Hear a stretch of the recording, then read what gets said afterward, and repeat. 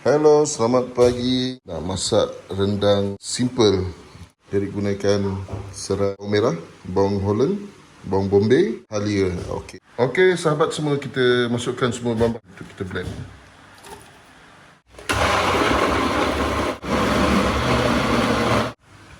Jadi guna ini cukup lah. Okey, seterusnya kita masukkan kita punya bahan-bahan blender tadi. Kita biarkan dulu. Rempah rendang. Kita sebutkan lagi.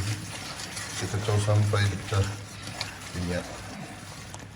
Okey, seterusnya kita masukkan garam.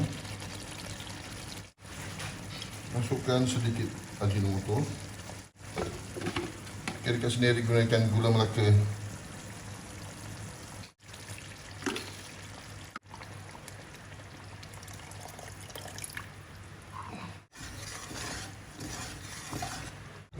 Okey, kita masukkan kerisik. Ayam.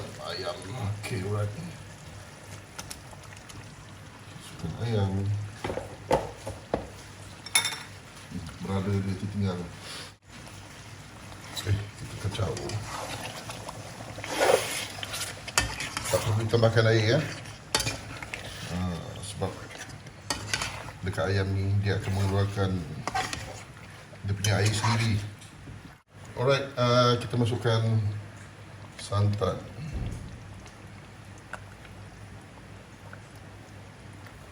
Untuk menambahkan lemak. Kita punya masakan tambahkan. Alright, itu dia.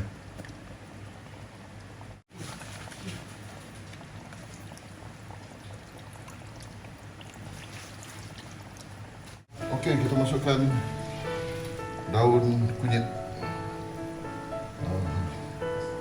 Kita masukkan sekali.